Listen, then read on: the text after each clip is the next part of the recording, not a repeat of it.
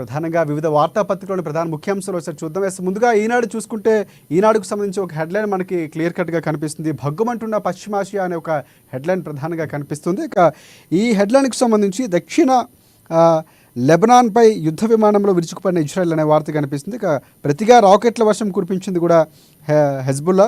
So ఈ నేపథ్యంలో దాదాపుగా 100 విమానాలు పాల్గొన్నటువంటి పరిస్థితి, 320 రాకెట్లు, డ్రోన్ల ప్రయోగం, నౌకాదళాధికారి మృతి, 2 గాయాలైనటువంటి పరిస్థితి కనిపిస్తుంది. ప్రధానంగా ఇది భీకరమైనటువంటి యుద్ధాలకు దారితీస్తుంది దేశాల మధ్య అనేందుకు సంకేతంగా చెప్పుకోవచ్చు. ఇక మరొక వార్త మనం చూస్తున్నాం. ఎంతటి వారినైనా వదలమనే ఒక వార్త ప్రధానం కనిపిస్తుంది. చెరువుల్లో ఆక్రమించిన వారి భరతం పడతాం, ప్రభుత్వంలో భాగస్వాములై ఉన్నా పట్టించుకోం, సీఎం రేవంత్ రెడ్డి హెచ్చరిక. భగవద్గీత స్ఫూర్తి అని కూడా వెల్లడించినటువంటి పరిస్థితి. నిన్న హరే కృష్ణ హెరిటేజ్ టవర్ గర్భగృహంలో నిర్మించే ఆలయాలకు ఆయన అనంతశేష స్థాపన కార్యక్రమానికి హాజరయ్యారు. ఈ సందర్భంగా వ్యాఖ్యలు చేశారు. శ్రీకృష్ణ భగవానుడి ఆదర్శమని కూడా చెప్పినటువంటి పరిస్థితి. మరొక వార్త చూస్తున్నాం. 166 నిర్మాణాలపై హైడ్రా బుల్డోజర్ అనే వార్త ప్రధానంగా కనిపిస్తుంది. 18 చోట్ల చెరువులు, పార్కు స్థలాల్లోని ఆక్రమణలు నేలమట్టం, వాటి విస్తీర్ణం దాదాపుగా 43.94 ఎకరాలు. అక్రమ నిర్మాణాలు చేపట్టిన వారిలో ఎంఐఎం ఎమ్మెల్యే, ఎమ్మెల్సీ, పలు పార్టీల నాయకులు, ప్రముఖులు, సినీ రాజకీయాలకు సంబంధించినటువంటి వారు కూడా ఉన్నటువంటి పరిస్థితి కనిపిస్తుంది. ఎవరిని వదలట్లేమనే దానికి చెప్తున్నటువంటి పరిస్థితి. ఇక మరొక హెడ్లైన్ కనిపిస్తుంది. భారస్వామ్యాలపై కుట్ర అనేది ప్రధానంగా ప్రచురించారు. కాంగ్రెస్లో చేర్చుకునేందుకు హైడ్రా పేరిట ఒత్తిడి, పల్లా విద్యాసంస్థల అనుమతులను మీడియా సమక్షంలో పరిశీలించాలి, సర్వే నెంబర్ల ప్రకారమే హద్దులు నిర్ణయించాలని కూడా మాజీ మంత్రి హరీష్ రావు కొన్ని వ్యాఖ్యలు చేశారు. రేపటి నుంచి సర్వే అనే ప్రధానంగా కనిపించింది. రుణమాఫీ కాని రైతుల వివరాల నమోదుకు యాప్, మార్గదర్శకాలు జారీ. అంటే ప్రధానంగా కొంతమందికి కానటువంటి పరిస్థితి కనిపిస్తుంది. విమర్శలు వస్తున్నాయి. రైతులకు పూర్తి న్యాయం చేస్తామంటూ కూడా కాంగ్రెస్ పార్టీ ముందుకు వెళ్తుంది. ఆ నేపథ్యంలోనే ఇక సర్వేకు సంబంధించి ఒక యాప్ కూడా విడుదల చేసినటువంటి పరిస్థితి కనిపిస్తుంది. దాంట్లో వివరాలు నమోదు చేసుకుంటుంది, దానికి న్యాయం చేస్తామని కూడా చెప్తుంది. త్రిముఖ వ్యూహం అని మరొక వార్త కనిపిస్తుంది. కార్యాలయాల్లో ఫిర్యాదులకు సంబంధించి ఆస్కారం లేని సేవల లక్ష్యం, స్టాంపులు, రిజిస్ట్రేషన్ల శాఖ సమావేశంలో మంత్రి పొంగులేటి అనే వార్త కూడా కనిపిస్తుంది. యువరక్తం ఎక్కిస్తా అంటూ కూడా తెదేపాకు బలోపేతం చేస్తాం తెలంగాణ అంటూ కూడా కొన్ని వ్యాఖ్యలు చేశారు ఏపీ సీఎం చంద్రబాబు. పార్టీలో అన్ని రాష్ట్ర కమిటీల రద్దు, అలాగే ప్రధానంగా 15 రోజులకు ఒకసారి హైదరాబాద్కు వస్తా పార్టీ కార్యకర్తలతో చంద్రబాబు. అడహక్ కమిటీ ఏర్పాటు కూడా నిర్ణయం, పూర్తిగా ప్రక్షాళన చేస్తున్నటువంటి పరిస్థితి టీడీపీ కనిపిస్తూ ఉంది ఇక్కడ తెలంగాణకు సంబంధించి. మరొక అంశం కనిపిస్తే ఈగల అంతరిక్ష యానం అనే ఒక వార్త కనిపిస్తుంది. గగనయానం ద్వారా వ్యామగాములతో పాటు పంపనున్న ఇస్రో, మూత్రపిండాల్లో రాళ్ల అధ్యయనానికి వీలుంటుందని కూడా ఈ ప్రయోగానికి సిద్ధమైనట్టు వార్త ప్రచురించారు. నేడు కృష్ణాష్టమి అంటూ కూడా కృష్ణుడి వేషధారులు ఉన్నటువంటి ఒక చిత్రపటాలకు సంబంధించి చిన్నారులకు సంబంధించి ఒక వార్త కూడా ప్రచురించారు. అలాగే మరొక పేపర్ చూసుకుంటే కనుక మనకు ఆంధ్రజ్యోతిలో ప్రధానంగా ఆక్రమణ కూల్చివేతలకు సంబంధించి వార్త కనిపిస్తూ ఉంది. ఆక్రమణ కూల్చివేతలు అనేవి కూడా భగవద్గీత స్ఫూర్తితోనే కూడా సీఎం రేవంత్ రెడ్డి వ్యాఖ్యలకు సంబంధించి ప్రధాన హెడ్లైన్ పెట్టారు. శ్రీకృష్ణుడు బోధించిన యుద్ధ నీతిని పాటిస్తున్నామంటూ కూడా ఆయన వ్యాఖ్యలు చేశారు. ఆ వార్త ప్రధానంగా కనిపిస్తుంది. చెరువుల చెర వారి పనే. ప్రధానంగా FTL బఫర్ జోన్లో మాజీ మంత్రులు, ఎమ్మెల్యేల నిర్మాణాలు, వ్యాపారులు, సినీ ప్రముఖులవి. హిమాయత్ సాగర్లో భవనాలు, గండిపేటలో పల్లంరాజు, కావేరీ సీడ్స్, అలాగే ప్రో కబడ్డీ ఓనర్ ఆక్రమణలు, నందిగిరి హిల్స్ పార్కు కబ్జాలకు దానం నాగేంద్ర సహకారం. ఇలా దాదాపుగా పూర్తి స్థాయిలో చూసుకుంటే 44 ఎకరాల్లో కూల్చివేతలు చేసినటువంటి పరిస్థితి, 18 ప్రాంతాలు, 4.9 ఎకరాల్లో నిర్మాణాలు నీలమట్టం చేసినటువంటి పరిస్థితి ఉందని కూడా హైడ్రా నిన్న విడుదల చేసింది. వివరాలకు సంబంధించి ఆ వార్త కూడా ఇందులో ఇంక్లూడింగ్ చేశారు. ఇక మరొక వార్త చూసుకుంటే హైడ్రా పరిధిని విస్తరించండి అంటూ కూడా ఈటెల రాజేంద్ర కొన్ని వ్యాఖ్యలు చేశారు. ఆ వార్త కనిపిస్తుంది. జిల్లాల్లోనూ అక్రమ నిర్మాణాలు తొలగించండి, హుస్సేన్ సాగర్లో కబ్జాలపై చర్యలు చేపట్టండి. ముఖ్యమంత్రి రేవంత్ రెడ్డికి ఎమ్మెల్సీ జీవన్ రెడ్డి, ఎమ్మెల్యే అడ్లూరి వినతి అనే వార్త కూడా కనిపిస్తుంది. అలాగే సామాన్యుల జోలికి వస్తే ఊరుకోమనే వార్త ఈటెల రాజేంద్రకి సంబంధించి ఈ వార్త కనిపిస్తుంది. సామాన్యుల జోలికి వస్తే ఊరుకోం, పెద్దల అక్రమ నిర్మాణాలు కూల్చివేస్తే ఓకే, కానీ పేదల ఇళ్లను పడగొడితే చూస్తూ కూర్చోం, సమస్యలపై పక్కదారికే పట్టే హైడ్రా అంటూ కూడా ఈటెల కొన్ని వ్యాఖ్యలు చేశారు. నాగార్జునకు అంత కక్కుర్తి ఎందుకు అంటూ కూడా కూనం నేను కొన్ని వ్యాఖ్యలు చేశారు. నారాయణ కూడా సీఎం నిర్ణయాన్ని స్వాగతిస్తామని చెప్తూనే వెనకన్న మనుషులు దాదాపుగా ₹1,00,000 సంపాదన రోజుకు వస్తుంది, ఆ సంపాదన అంతా కూడా ఇవ్వాలి, తీసుకోవాలని కూడా కొన్ని వ్యాఖ్యలు, కొన్ని సూచనలు చేశారైనా.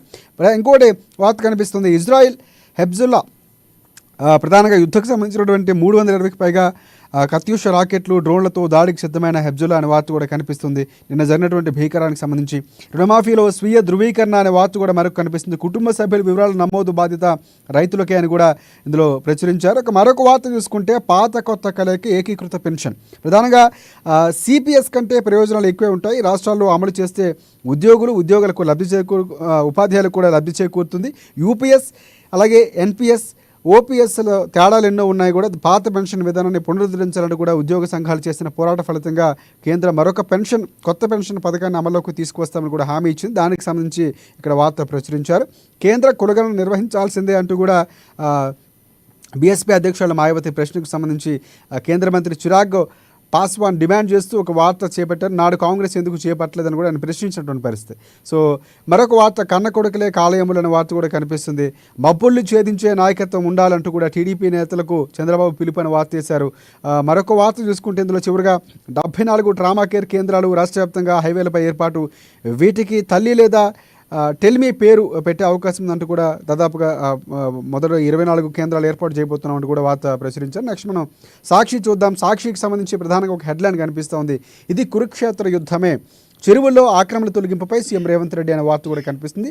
వాల్మీకి స్థానంలో ఉన్న కాంగ్రెస్ నేతలు ఎవరు అంటూ కూడా కేటీఆర్ అన్న ప్రశ్నించి ఒక వీడియో రిలీజ్ చేశారు. ఆ వార్త కనిపిస్తుంది. కర్ణాటక నుంచి అక్రమంగా తెలంగాణలోనే అకౌంట్లకు డబ్బులు వచ్చాయి. సీఎం రేవంత్ రెడ్డి సహా కాంగ్రెస్ నేతలు ఆ వార్తలు బయటకు రాకుండా ఎందుకు అడ్డుకుంటున్నారు? సిద్ధరామయ్యను తొలగిస్తే తెలంగాణ ప్రభుత్వం కూడుతుందని కర్ణాటక మంత్రి ఎందుకన్నారు? సొంత పార్టీ అవినీతిపై రాహుల్ సమాధానం చెప్పాలంటూ కూడా ప్రధానంగా కేటీఆర్ డిమాండ్ చేశారు. ఆ వార్త కనిపిస్తుంది. ఆ వదంతులు నమ్మొద్దంటూ నాగార్జునకు సంబంధించి అన్కన్వెన్షన్పై నాగార్జున వ్యాఖ్యలకు సంబంధించి ఒక వార్త కూడా కనిపిస్తుంది. అన్కన్వెన్షన్పై వస్తున్న ఊహాగానాలు వదంతులు నమ్మొద్దని కూడా సినీ నటు అక్కినేని నాగార్జున కోరినట్లు వార్త ప్రచురించారు. మరొక వార్త చూసుకుంటే ప్రజలు ఇబ్బంది పెట్టొద్దు, రిజిస్ట్రేషన్ల శాఖ అధికారులతో మంత్రి పొంగులేటి ప్రధానంగా ఖజానాకు నష్టం వాటిల్లొద్దని, అవినీతి వద్దు, పారదర్శకంగా పనిచేయని కూడా కొన్ని సూచనలు జారీ చేశారు పొంగులేటి. ఇక సిటీ స్టీరింగ్ లాక్ అనే వార్త కనిపిస్తుంది. భారీగా పెరిగిన వాహనాలతో హైదరాబాద్ నగరం దిగ్బంధమైనటువంటి వార్త. ట్రాఫిక్ ఆంక్షలకు సంబంధించి ప్రధానంగా కనిపిస్తుంది. మరొక వార్త రైతులకు భరోసా కరువు, పెట్టుబడి సాయం కోసం రైతన్నల ఎదురుచూపు, మంత్రివర్గ ఉపసంఘం ఏర్పాటుతోనే సరిపూచినటువంటి ప్రభుత్వం అనే వార్త కూడా ప్రధానంగా సాక్షిలో ప్రచురించారు. మహిళల నేరంపై క్షమించరాని పాపం అని కూడా ప్రధాని మోదీ వ్యాఖ్యలకు సంబంధించి కూడా ఒక వార్త ప్రచురించారు. నెక్స్ట్ మనం వెలుగు చూద్దాం. వెలుగుకు సంబంధించి ఒక హెడ్లైన్ కనిపిస్తుంది. అంటే నిన్న జరిగినటువంటి కబ్జాదారులు భరతం పడతాం, భగవద్గీత స్ఫూర్తి, శ్రీకృష్ణుడే మార్గదర్శి, ధర్మ రక్షణ లాంటిదే చెరువుల పరిరక్షణ అంటూ కూడా సీఎం రేవంత్ రెడ్డి వ్యాఖ్యలు చేసినటువంటి వార్త ప్రధానంగా ప్రచురించారు. మరొక వార్త ఆయన శంకుస్థాపనకు సంబంధించి అక్కడ పాలాభిషేకం చేస్తున్నారు, ఆ క్రతువులో పాల్గొన్నారు. ఆ వార్త కూడా హెరిటేజ్ హరే కృష్ణకు సంబంధించినటువంటి భూమి పూజలో పాల్గొన్న చిత్రపటం వేస్తూ కూడా వార్త ప్రచురించారు. తాగునీటి జలాశయాలు డ్రైనేజీ కలిపితే ఊరుకోవాలన్నా అంటూ కూడా ప్రశ్నించినటువంటి పరిస్థితి ఆ వార్త కనిపిస్తుంది. డ్రగ్స్ రహిత రాష్ట్రంగా మారుస్తాం, యువత కోసం స్కిల్ 1 స్టీ పనులు ప్రారంభించినాం, రైతులకు 31,000 కోట్లు రుణమాఫీ చేసినట్టు కూడా నిన్న బ్రహ్మకుమారస్ మార్గదర్శికి సంబంధించినటువంటి వేడుకలు సీఎం ఈ వ్యాఖ్యలు కూడా చేశారు. వచ్చే అడహక్ ఇయర్లో స్పోర్ట్స్ వర్సిటీ అండ్ దానికి సంబంధించి కూడా స్పోర్ట్స్ విలేజ్గా గచ్చిబౌలి ఉండబోతుందని కూడా కొన్ని వ్యాఖ్యలు చేసినటువంటి వార్త కనిపిస్తూ ఉంది. అండ్ మరొకటి, ఆక్రమణలన్నీ తొలగించాలి, హైడ్రా చర్యలు స్వాగతిస్తున్నామని కూడా వార్త కనిపిస్తున్నటువంటి పరిస్థితి కనిపిస్తుంది. చిత్రపూర్ కాలనీలో 225 విల్లాలకు నోటీసులు, వివరణ ఇవ్వకుంటే కూల్చివేత తప్పనిసరి హెచ్చరిక, త్వరగా ప్రత్యామ్నాయంగా పూర్తి స్థాయిలో నోటీసులు పంపిస్తుంది హైడ్రా కార్యక్రమాలు. అదొక వార్త కూడా అని చెప్పుకోవచ్చు. తెలంగాణ ఉద్యోగుల జేఏసీ ఏర్పాటు, చైర్మన్గా వి లచ్చిరెడ్డి ఏకగ్రీవ ఎన్నిక అనే వార్త కూడా కనిపిస్తుంది. హైవేపై లారీ బీభత్సం అనే వార్త కనిపిస్తుంది. మధ్యమత్తులో 2 బైకులు, ఆటోను ఢీకొట్టిన లారీ డ్రైవర్, బైక్పై వెళుతున్న తల్లి బిడ్డ మృతి అనే వార్త కూడా కనిపిస్తుంది. నిర్లక్ష్యం వహించినటువంటి వార్తలుగా చెప్పుకోవచ్చు. ఇక మరొక వార్త, 2 నెలలు 166 కూల్చివేతలు, కబ్జాచరణ నుంచి 44 ఎకరాల భూమికి విముక్తి, జూన్ 27 నుంచి ఈ నెల 24 వరకు హైడ్రా యాక్షన్ ఇది అని కూడా ప్రధానంగా వివరాలన్నీ కూడా హైడ్రా వెల్లడించింది. ఆ వార్త కూడా కనిపిస్తుంది. ఈ ఏడాదిలోనే డబుల్ ఇండ్లు లబ్ధిదారులకు అందించేందుకు ఏర్పాట్లు అనే వార్త కూడా కనిపిస్తుంది. వేగంగా పుంజుకున్న రిపేర్ పనులు, కొత్త ప్రభుత్వం వచ్చాక నిధులు మంజూరు, 75 కోట్ల రూపాయలతో హుజూర్ నగర్లో ఇండ్లకు మరమ్మతులు అనే వార్త కూడా ప్రధానంగా కనిపిస్తుంది. చివరిగా మన అమ్మా పేపర్ చూద్దాం. అమ్మా సంబంధించినటువంటి పేపర్లో చూస్తే నిన్న భరతం పడతాం, చెరువుల కబ్జాలకు సంబంధించి ఎవరైతే ఆక్రమణ చేస్తున్నారో చెరువులు చెరబట్టిన వారి భరతం పడతామని కూడా ఆ శ్రీకృష్ణుడు ఆదర్శం అంటూ కూడా సీఎం రేవంత్ రెడ్డి చిత్రపటంతో ప్రధానంగా ఒక హెడ్లైన్ ప్రచురించారు. అందులో చూసుకుంటే కొన్ని అంశాలు, సీఎం రేవంత్ రెడ్డి సంచలన వ్యాఖ్యలు, నా మీద ఎంతటి వచ్చినా వెనక్కు తగ్గను, మా ప్రభుత్వంలో వారున్నా ఎంతటి పెద్దవారున్నా ఒకటే విధానం అమలు చేస్తామన్నటువంటి వ్యాఖ్యలు, హైదరాబాద్ను ప్రభుత్వం రక్షించుకుంటుంది, కబ్జాదారులకు సీఎం స్ట్రాంగ్ వార్నింగ్ అంటూ కూడా ప్రధానంగా వార్త కనిపిస్తుంది. అలాగే వాయనాడు ప్రజలకు సీతక్క చేయొద్దన్న వార్త కూడా కనిపిస్తుంది. మరొక వార్త, పల్లాను దెబ్బ కొట్టాలని నోటీసులు, హైడ్రా పేరుతో హైడ్రా మారుతుందని కూడా హరీష్ రావు వ్యాఖ్యలకు సంబంధించి వార్త కనిపిస్తుంది. అలాగే ప్రధాని మోదీని ఆహ్వానించిన పాకిస్తాన్, అక్కడ పాకిస్తాన్కి సంబంధించి వెళ్ళే అవకాశం లేదంటున్న పీఎంఓ. అలాగే డ్రగ్స్ రహిత రాష్ట్రంగా తెలంగాణ, బ్రహ్మకుమారస్ ద్విదశాబ్ది సభలో సీఎం రేవంత్ రెడ్డి కూల్చివేతల ప్రభుత్వానికి హైడ్రా రిపోర్ట్. ఇది ప్రధానంగా ఉన్నటువంటి వార్తలకు సంబంధించినటువంటి ముఖ్యాంశాలు. దీనిపై పూర్తి విశ్లేషణ అందించేందుకు ముఖ్యమైన అంశాలు మనం తీసుకుందాం. దానికి సంబంధించి విశ్లేషణ అందించేందుకు ప్రముఖ రాజకీయ విశ్లేషకులు కృష్ణమూర్తి గారు మనకు అందుబాటులో ఉన్నారు. నమస్తే కృష్ణమూర్తి గారు. నమస్కారం రాజశేఖర్ గారు. ఎస్, హైడ్రా చాలా వేగంగా తన పని తాను చేసుకుని పోతుంది. నిన్న అదే వ్యాఖ్యల్ని అక్కడ నిన్న హెరిటేజ్ హరే కృష్ణకు సంబంధించినటువంటి అక్కడ శంకుస్థాపన కార్యక్రమంలో భూమి పూజ చేశారు, అక్కడ పాల్గొన్నారు. శేషస్థాపనకు సంబంధించి అక్కడ ప్రధానంగా కొన్ని వ్యాఖ్యలు చేశారు సీఎం రేవంత్ రెడ్డి. శ్రీకృష్ణుడు బోధించిన ధర్మబోధనని మేము పాటిస్తున్నాం, ఆ దిశగానే కాంగ్రెస్ ప్రభుత్వం వెళ్తుంది, ఎవరిని మా పార్టీ వాళ్ళు ఉన్నా ఏ పార్టీ వాళ్ళు ఉన్నా వదిలిపెట్టబోం, ఎందుకంటే రక్షణ దేశ భవిష్యత్తు అవసరం. పక్కన ఉన్నటువంటి రాష్ట్రాల్లో కేరళలో వాయనాడులో జరిగినటువంటి సంఘటనలు కానీ చెన్నైలో ఇలాంటివి జరగకూడదు అనే ముందు తరాల కోసం పనిచేస్తున్నామని చాలా క్లియర్ కట్గా చెప్పినటువంటి పరిస్థితి కనిపిస్తుంది. సో ఎలా చూడొచ్చు అంటారు? నిన్న శ్రీకృష్ణుడే ఆదర్శం అని చెప్పడం, ఆ విధంగా ముందుకు వెళ్తున్నామని సీఎం రేవంత్ రెడ్డి వ్యాఖ్యలు ఏ విధంగా చూడొచ్చు అంటారు? శ్రీకృష్ణుడు ధర్మరక్షణ కోసం పనిచేశాడు. ఎస్, ఆయన యుద్ధం చేశాడు, యుద్ధం చేయలేదు, కానీ ధర్మం ఎక్కడ ఉంటే అక్కడ ఉంటా అన్నాడు. వారు చెప్పింది అది. కురుక్షేత్రంలో దుర్యోధనుడు అర్జునుడు శ్రీకృష్ణుడికి సరసమానం. ఆయన అర్జునుడి పక్షాన ధర్మం ఉంది, వాళ్ళు న్యాయంగా అడుగుతా ఉన్నారు, ధర్మబద్ధంగా ఉంటున్నారు కాబట్టి వాళ్ళ పక్కన శ్రీకృష్ణుడు ఉన్నాడు. ఇప్పుడు రేవంత్ రెడ్డి చెప్పిన కూడా అదే రకం. అంటే నేను న్యాయం కోసం పనిచేస్తాను, ధర్మబద్ధంగా పనిచేస్తున్నా అని చెప్పేసి వారు శ్రీకృష్ణుడు ఉదాహరించిన పడేదన్నమాట. అంటే కబ్జాలు చేసి ప్రకృతిని విధ్వంసం చేసి ప్రళయాలకు కారకులు అవుతున్న వాళ్ళను వదిలేది లేదు అనేది ఈ ప్రభుత్వం లక్ష్యంగా పెట్టినట్టుగా నిన్న రేవంత్ రెడ్డి చెప్పారు. అంటే ఈ గండిపేట హిమాయత్ సాగర్ పరివాహక ప్రాంతంలో ఒకప్పుడు గండిపేట జంట నగరాలకు తాగునీటి అవసరాలంటే గండిపేట హిమాయత్ సాగర్ ఆ రిజర్వాయర్లను ధ్వంసం చేసి పరివాహక ప్రాంతంలో నిర్మాణాలు చేపట్టి ఆ రిజర్వాయర్లు మొత్తం పట్టిపోయి ఎండిపోయే విధంగా చేసేందుకు జరుగుతున్న వాటి ప్రయత్నాలను అడ్డుకునేందుకే హైడ్రా కొంత ప్రయత్నం చేస్తుంది. వాటితో పాటు ఆ ఒక రిజర్వాయర్ కాదు, మిగతా నగరంలో ఉన్నటువంటి నగర శివార్లో ఉన్నటువంటి చెరువులు, కుంటలు, వీటి పరిరక్షణ, అదేవిధంగా కబ్జాలు, ప్రభుత్వ భూములు యథేచ్ఛగా కబ్జా చేస్తున్నారు, వీటిని రక్షించడం ఈ లక్ష్యంగా హైడ్రా పనిచేస్తుంది. ఇందులో ఎటువంటి అంటే తమ భేదం లేకుండా పనిచేస్తున్నాము. ఎవరైనా సరే, మా పార్టీ వారు కావచ్చు, మిగతా వాళ్ళు కావచ్చు, వ్యాపారులు కావచ్చు, సెలబ్రిటీలు కావచ్చు, ఎవరైనా సరే అందరికీ ఒకటే న్యాయం, ఒకటే విధానం, ఒకటే రూల్ అనే విధంగా వెళ్తున్నా అని చెప్పేసి నిన్న రేవంత్ రెడ్డి గారు అక్కడ చాలా స్పష్టంగా చేశారు. అంటే హైడ్రా చేసేటువంటి పనులు మొదట ఒకరిని కూర్చినప్పుడు కొంత అనుమానాలు వచ్చాయి, ఏంది అని. కానీ హైడ్రా 2 నెలల్లో మనం చూడొచ్చు. వాళ్ళు నేను ఇచ్చిన రంగనాథ్ గారు ఇచ్చినటువంటి స్టేట్మెంట్, హైడ్రా కమిషనర్ 166 అక్రమ కట్టడాలు పూర్తి చేసి దాదాపుగా 43 ఎకరాల పొలాన్ని కాపాడు. అదే దీంట్లో పరివాహక ప్రాంతాలు కూడా ఉన్నాయి, ఫామ్ హౌస్ ఉన్నాయి, పెద్దవాళ్ళే ఉన్నాయి, చిన్నవాళ్ళే ఉన్నాయి. చిన్నవాళ్ళే లేవాలి, అది పెద్దవాళ్ళే. అంటే అపార్ట్మెంట్లు కట్టి ఫామ్ హౌస్ కట్టుకొని ఫంక్షన్ హాల్ కట్టుకొని విల్లాలు నిర్మించుకొని వీలై మాత్రం కూర్చారు. అంటే కబ్జాలు అనుమతులు లేకుండా నిర్మించుకొని రాజకీయ పలుకుబడితోటి తమ వ్యాపారాన్ని విస్తరించేందుకు చేస్తున్నటువంటి ప్రయత్నాలకు కొంత బ్రేక్ వేశారని చెప్పేసి ఇప్పుడు చెప్పచ్చు. దీని మీద చాలా విమర్శలు వస్తున్నాయి, చాలా రకాలుగా వస్తున్నాయి. మీ చేస్తున్న మాయ చేయట్లేదు, మాయ చేస్తున్న మీ చేయట్లేదు, ఈ రకమైనటువంటి విమర్శ ప్రభుత్వం మీద వస్తా ఉన్నాం. వీటన్నింటికీ క్లారిటీ ఇచ్చేందుకే నిన్న రేవంత్ రెడ్డి గారు దాని విషయాన్ని హెరిటేజ్ టవర్స్ శంకుస్థాపన భూమి పూజ కార్యక్రమంలో పాల్గొన్న సందర్భంగా రేవంత్ రెడ్డి చాలా క్లారిటీ ఇచ్చారు. ఏమని? ఎవరైనా సరే వదిలేండి, నిబంధన మేరకు పనిచేస్తున్నాము. హైకోర్టు కూడా నిబంధన లేకపోతే హైకోర్టు కన్వెన్షన్ విషయంలో హైకోర్టు చాలా స్పష్టంగా చెప్పింది, మీరు చట్టం ప్రకారంగా వెళ్ళండి, చట్టం పరిధిలో వెళ్ళండి అని. అంతేగాని హైడ్రా పనితీరును తప్పుపట్టడము, హైడ్రా పనితీరును ప్రశ్నించడం చేయలేదు. నిబంధన మేరకు వెళ్తున్నారు కాబట్టి ఎవరైనా సరే అనుమతులు తీసుకున్నాము, అనుమతులు ఉన్నాయి. అనుమతులు ఎట్లా ఉంటాయి సార్? ఎగ్జాంపుల్ చెప్దాం. మనం వాళ్ళని ఎవరిని మనం నిందన చేయడం కాదు, ఎవరిని మనం ప్రశ్నించడం కాదు. ఒక ఫుట్పాత్ పైన ఒక డబ్బా పెట్టుకున్నాడు, జీవనోపాధికి డబ్బా పెట్టుకున్నాడు. ఆ డబ్బా కూడా ఎలక్ట్రిసిటీ వాళ్ళు కరెంట్ ఇస్తున్నారు.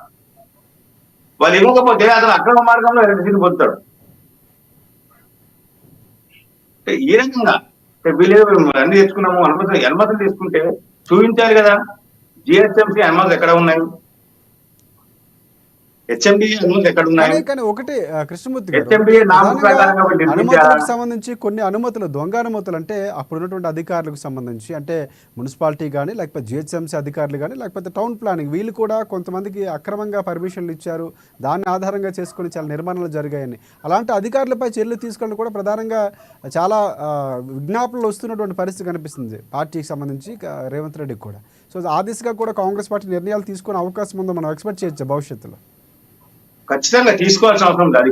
అధికారులు అనుమతులు ఒకవేళ బఫర్ జోను, ఎఫ్టీఆర్ వీటి విషయంలో కానీ లేదంటే ప్రభుత్వ భూములలో నిర్మాణ విషయంలో అనుమతులు ఇస్తే అందుకు బాధ్యులు వారు రిటైర్ అయితే సమాజ కాంపెన్సేషన్ వాళ్ళ దగ్గర చూస్తుంది. రిటైర్ అయినా ఉంటే వాళ్ళ మీద క్రమశిక్షణ చర్యలు తీసుకోవాలి. ఇప్పుడు డ్యూటీలో ఉంటే అంటే వాళ్ళు ప్రభుత్వ విధులను, ప్రభుత్వం వాళ్ళకి ఇచ్చినటువంటి అధికారాలను, ప్రభుత్వం వాళ్ళపైన ఉంచినటువంటి విశ్వాసాన్ని వమ్ము చేసే విధంగా వ్యవహరించారు కాబట్టి ఖచ్చితంగా క్రమశిక్షణ చర్య తీసుకోవాల్సింది.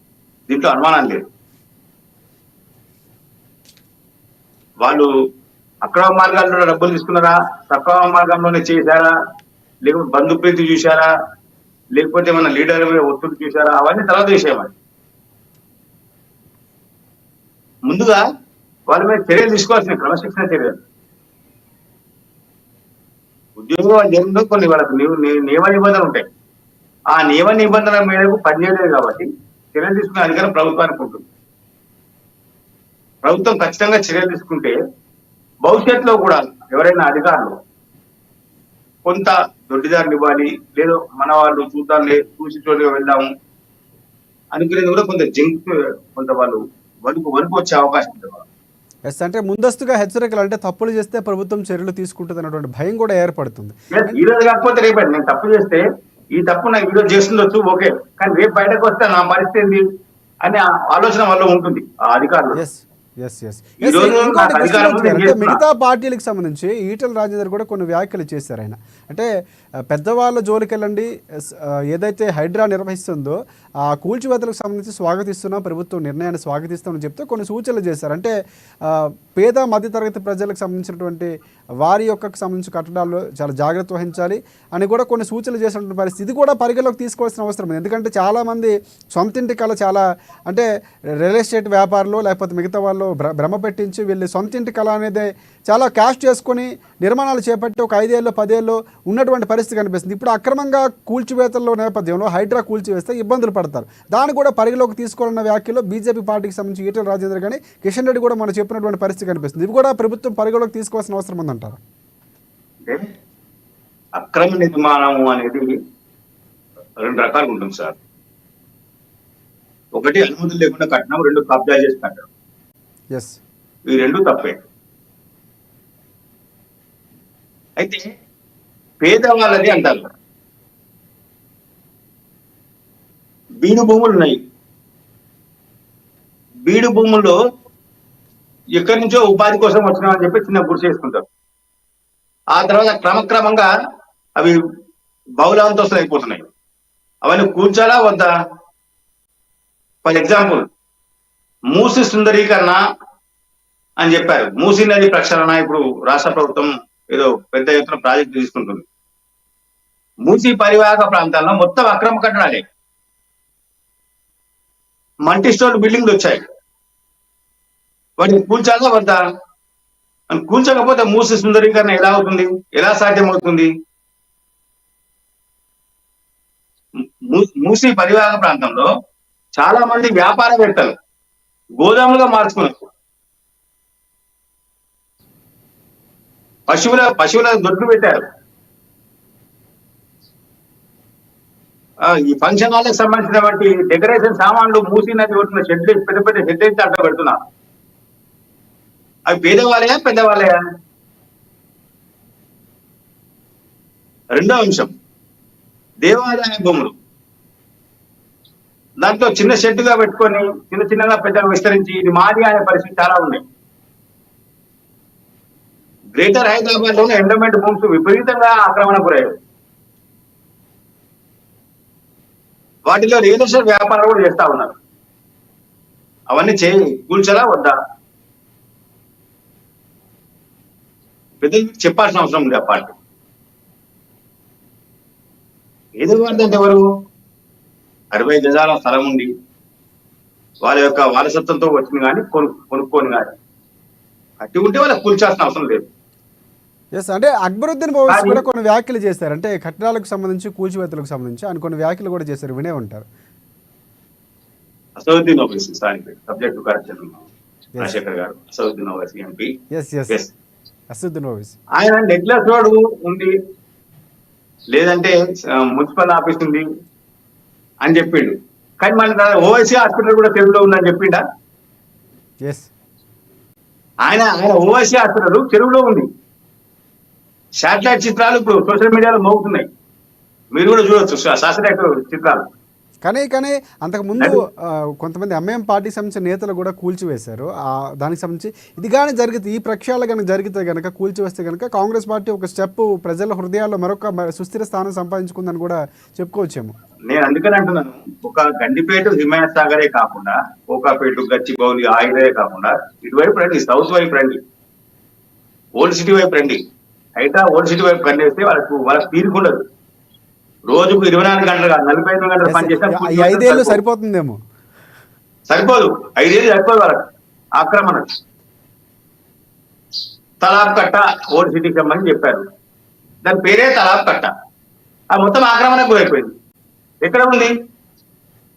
బార్కాస్ చెరువు మొత్తం ఆక్రమణకు అయిపోయింది. ఎక్కడ ఉంది? పల్లె చెరువు. మీరు అక్కడ తీసుకోండి, బండగూడ అటువైపు, రాజనగర్ బండగూడ వైపు మొత్తం వాళ్ళు కబ్జా చేశారు. ఫంక్షన్ హాల్ ఎకరాల ఫంక్షన్ హాల్ కట్టారు. ఎక్కడికి వచ్చినాయి ఇవన్నీ? వాటి 7 డాక్యుమెంట్ ఏడున్నాయి? ఎన్ కన్వెన్షన్ చూపించి సెలబ్రిటీలు అని చెప్పేసి ఏదో అనుకుంటున్నారు. అంతకన్నా పెద్ద పెద్ద ఫంక్షన్ హాల్ దగ్గర ఉన్నాయి. వీటిని కూర్చాలి. అంటే మన భవిష్యత్తులో ఎక్స్పెక్ట్ చేయొచ్చండి. ఎందుకంటే ఒక్క రోజులో జరిగే కార్యక్రమం కాదు, అది ఒక సుదీర్ఘంగా సాగాల్సినటువంటి ప్రక్రియ. ఇప్పుడే నాంది పడింది, 2 రోజులు 2 నెలలు అవుతున్నటువంటి పరిస్థితి. 2 నెలల్లో దాదాపుగా 166 కూల్చివేతలు, 44 ఎకరాల భూమి విముక్తి. జూన్ 27 నుంచి మొదలుపెట్టారు. 24 వరకు లెక్కలు నిన్న చెప్పినటువంటి హైడ్రా పరిస్థితి కనిపిస్తుంది. సో భవిష్యత్తులో ఈ కట్టడాలు ఏవైతే ఉన్నాయో ఈ సంఖ్య పెరుగుతుంది, పూర్తిగా హైదరాబాదు ప్రక్షాళన కాబోతుంది అని మనం భవిష్యత్తులో ఆశించవలసిన అవసరం ఉంటుంది. లేకపోతే అడ్డుకట్లు, కోర్టు కేసులు ఇవన్నీ, లేకపోతే రాజకీయ, ఎందుకంటే చాలా వరకు కాంగ్రెస్ పార్టీ లాభం ఎంత పడుతుందో నష్టం కూడా అంతే ఉండే అవకాశం కనిపిస్తుంది. జిల్లాలకు విస్తరిస్తే తిరుగుబాటు జీవో, ఇలాంటి చాలా క్లిష్టమైనటువంటి పరిస్థితులు కూడా ఎదుర్కొనే అవకాశం ఉందని కూడా ఒక దగ్గర నుంచి రాజకీయ నిపుణులు చెప్తున్నటువంటి పరిస్థితి కనిపిస్తుంది. కాంగ్రెస్ పార్టీ ఆ నిర్ణయం తీసుకుని భవిష్యత్తులో వెళ్ళబోతుందంటే ఏం చెప్తారు? వెళ్ళే అవకాశం ఉందంటారు? ఎట్లా ఉందండి పరిస్థితి? ఏది వచ్చినా న్యూ సిటీ ప్రతి ఒక్కరు అంటే హైప్ రావాలి, హైప్ క్రియేట్ చేసుకోవాలి అనే ఉద్దేశంతో ప్రతి ఒక్కరు ఏ ప్రయోగం చేసినా, ఏ పథకాన్ని ప్రయోగాత్మకంగా తీసుకున్నా, అది గచ్చిబౌలి, మాదాపూరు, హైటెక్ సిటీ అటువైపే వెళ్తా ఉంది. నార్త్ ఇండి అటువైపే వెళ్తా ఉన్నారు. రండి ఓల్డ్ సిటీకి వచ్చి ఓల్డ్ సిటీ వైపు, సౌత్ జోన్ వైపు చూడండి, సౌత్ జోన్ వైపు దృష్టి పెట్టండి. కానీ కాంగ్రెస్ ప్రభుత్వం ఇంకోటి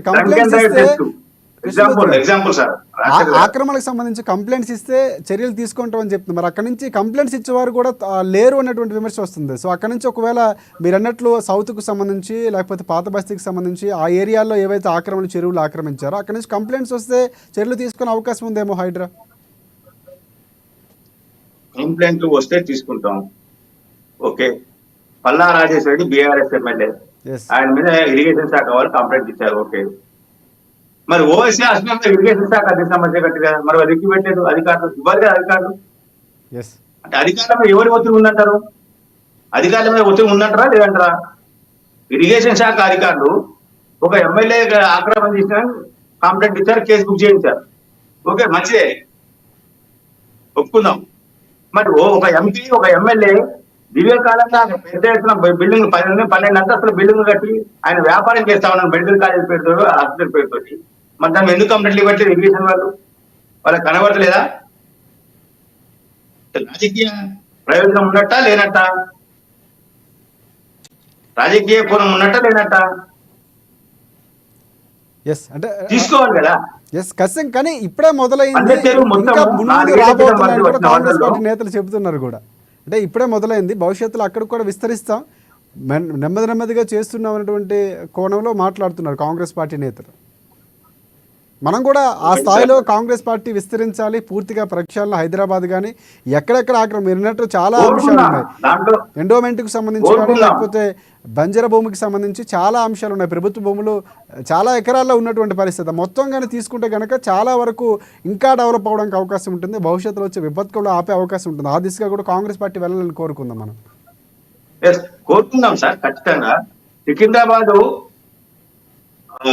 కవాడిగూడ వైస్రాయ్ హోటల్ వెనకాల ఒక ఎండోమెంట్ భూమి, దేవాలయ భూమిని ఆక్రమించి అక్కడ సెటిల్ చేశారు.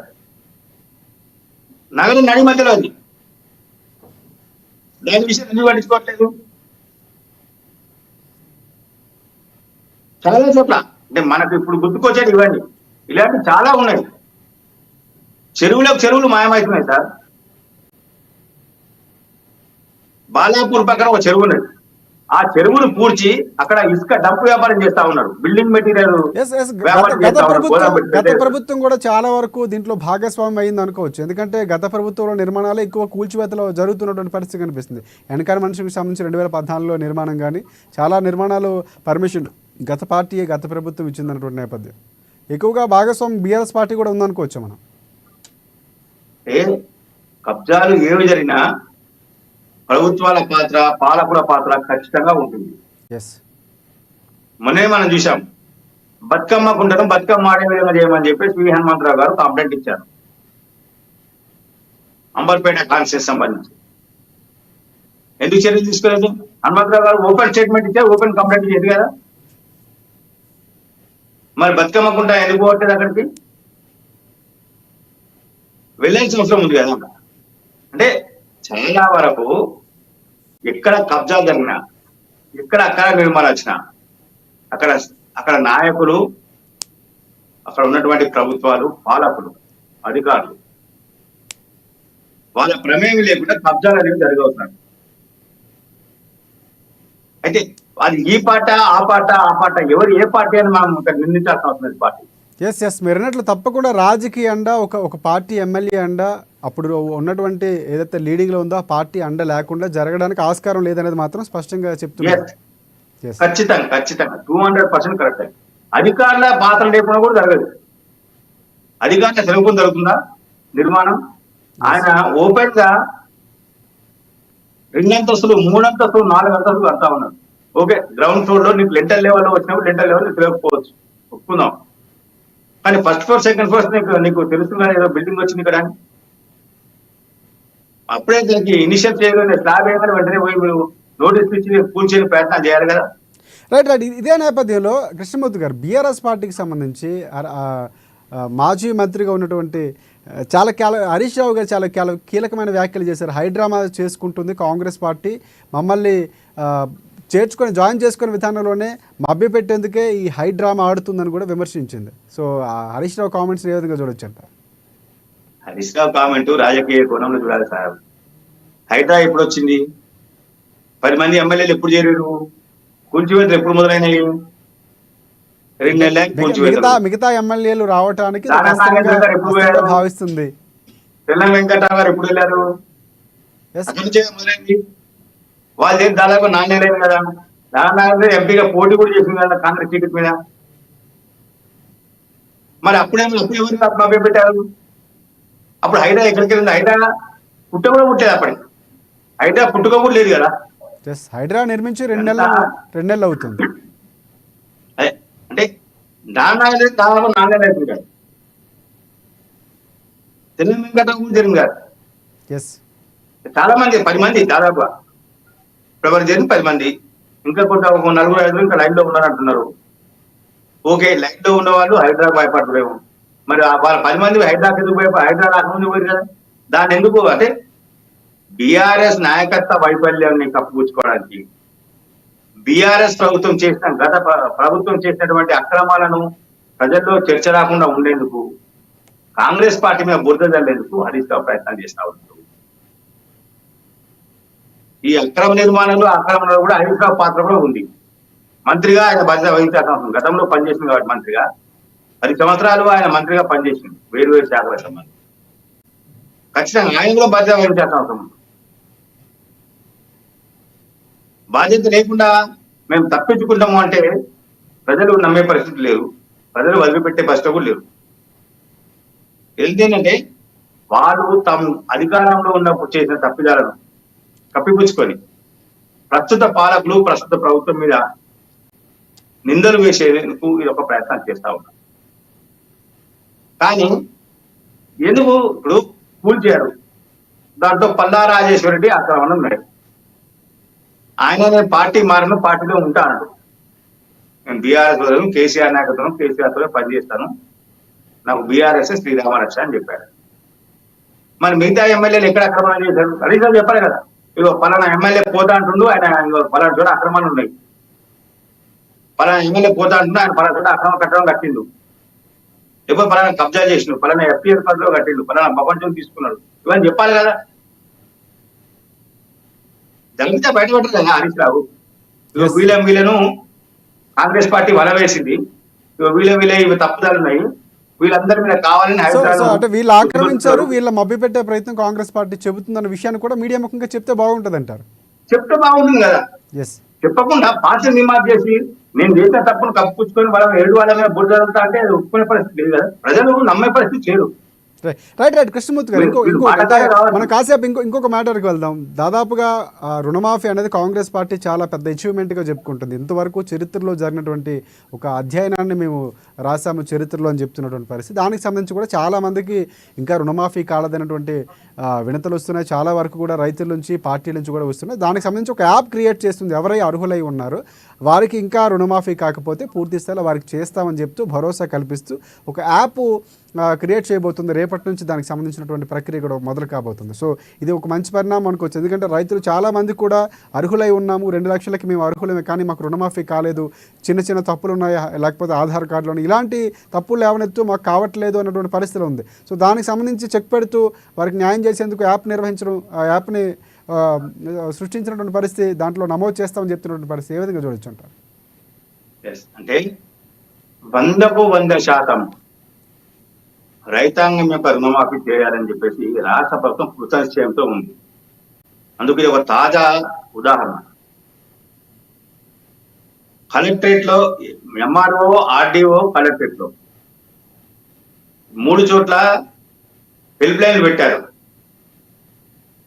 ఎక్కడికక్కడ మండల అగ్రికల్చర్ ఎంఈఓస్, మండల అగ్రికల్చర్ ఆఫీసర్స్ గ్రామాల వారిగా తిరుగుతూ రైతు రుణమాఫీ రాని రైతాంగాన్ని కలుస్తూ వాళ్ళ వివరాలు సేకరిస్తూ ఎప్పటికప్పుడు ఆ బ్యాంకర్లకు ప్రభుత్వానికి అందిస్తా ఉన్నారు. చెప్తా చాలా మంది బౌన్స్ అయ్యి ఖాతాలో జమ చేసిన ప్రభుత్వం వాళ్ళ రైతుల ఖాతా జమ చేసి బౌన్స్ అయి బయట వెనక్కి వస్తున్నాయి. చెప్తా ప్రభుత్వం ఎవరికి ప్రకటిస్తా ఉంది ఎందుకు వస్తున్నాయి అనే విషయం. ఇంకొక 5 లక్షల ఖాతాలు ఏదో చేయాల్సిన అవసరం ఉందని చెప్పేసి వస్తా ఉన్నాయి. అంటే రైతులు వాళ్ళు తెలిసిదిలోగా ఖాతాలు ఓపెన్ చేస్తారు, రుణ విషయం తీసుకుంటారు. అప్పటి ఈ యాప్ లో నమోదు చేసుకోవడం వల్ల రైతులకి లబ్ధి చేకూరబోతుంది, వారికి న్యాయం జరగబోతుందని మనం అంచనాకు రావాల్సిన అవసరం ఉందంటారు. అంటే వారికి జరిగే అవకాశం ఉంది. క్షేత్రస్థాయిలోకి సిబ్బంది వెళ్ళినప్పుడు రైతు ఇంటి మీద కూర్చుండి మొత్తం డాటా అందులో పొందుపరిచి క్లిక్ చేసినప్పుడు చక్కగా అది అగ్రికల్చర్ ఆఫీస్ కు బ్యాంకుకు వెళ్తా ఉంది. వెంటనే దాంట్లో ఉన్న ఎర్రర్స్ ఏమున్నాయి, ఏం జరిగింది అనే వివరాలు సరి చేసుకుని వాళ్ళకు రుణమాఫీ తొందరగా అయ్యే అవకాశం ఉంది. అంటే వితిన్ 72 hours, అంటే 3 రోజులు, 2-3 రోజుల్లో వాళ్ళకు రుణమాఫీ జరిగే అవకాశం ఉంటుంది. మొత్తం ఆన్లైన్ సిస్టమ్ కూడా పోతా ఉంది కాబట్టి దీంట్లో ఎవరి పైరవీలు, ఎవరి దయాదాక్షిణ్యం అవసరం లేదు. రైతాంగం ఎవరి దగ్గర పోయి అయ్యా నా పని చేసి పెట్టని అడగాల్సిన అవసరం కూడా ఉండదు ఈ యాప్ ద్వారా. కాబట్టి ఇది మంచి పరిణామం.